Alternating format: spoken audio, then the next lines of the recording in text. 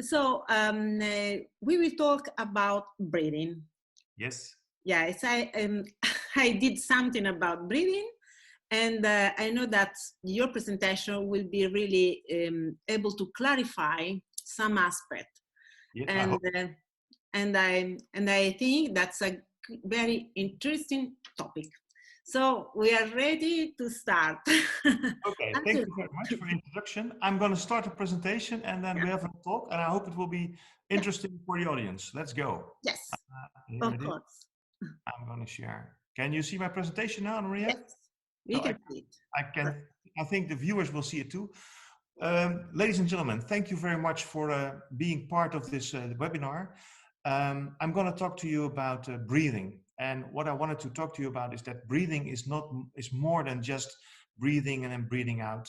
And I want to talk about the abdominal compensation behavior of our abdomen and what it will do with our diaphragm position and what we can do with that.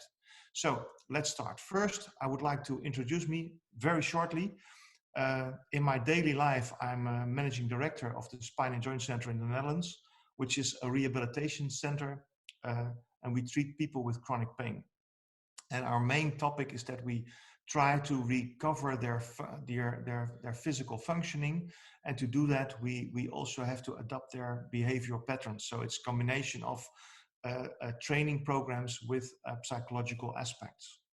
In 2009, I got my PhD on functional anatomy of the low back, and I'm still doing a lot of research on back pain, abdominal wall, diastasis recti, and also rather recently something with breathing, of which I want to talk to you today. So, how do we get from our pain patients that we do research with breathing? Well, for that, I would like to show you these patients.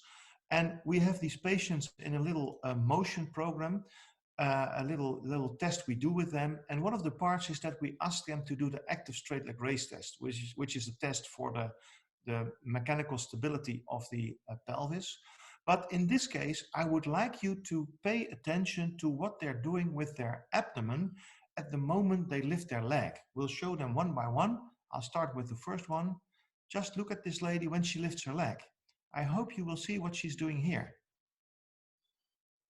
When you look properly, you will see that she was raising her abdomen. So the second lady, she's almost holding her breath here, and it's coming also out here. And finally, the last subject, this guy, lifting one leg a bit fixed and the other one is coming more out. So there's even a difference between one leg and the other leg.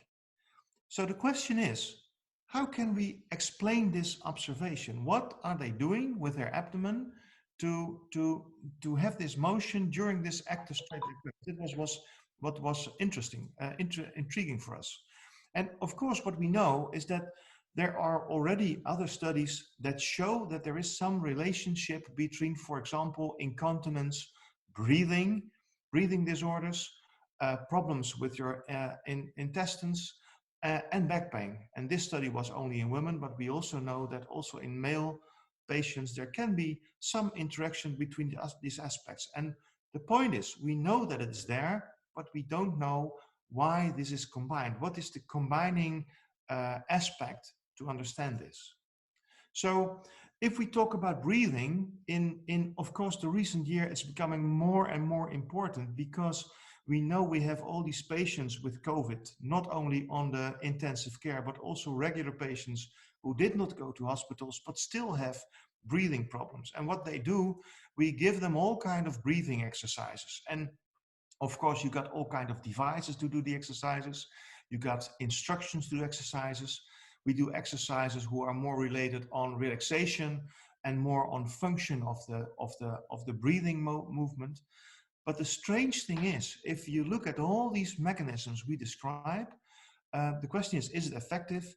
But the other thing is, if we look at descriptions of breathing, we see all kinds of descriptions on how the lungs behave, how the ribs behave, how our intercostal muscles behave, how our diaphragm behaves, but then it stops. We stop at the diaphragm. And the question is that correct? Because if we remind the patients we saw earlier, we see there's something happening in their abdomen when they're doing something with their back. So there's a combination with your abdomen and your breathing motion, which is not quite clear. So one of the aspects we did some years ago was we did a study to the abdominal wall to understand more about how the abdominal wall is working. And I discussed that in an earlier webinar, so I won't go very deep into this. But one of the parts we found was that if you look at the anatomy with the connections of the fascia and the rectus muscle, there's a difference. This is not the correct anatomy.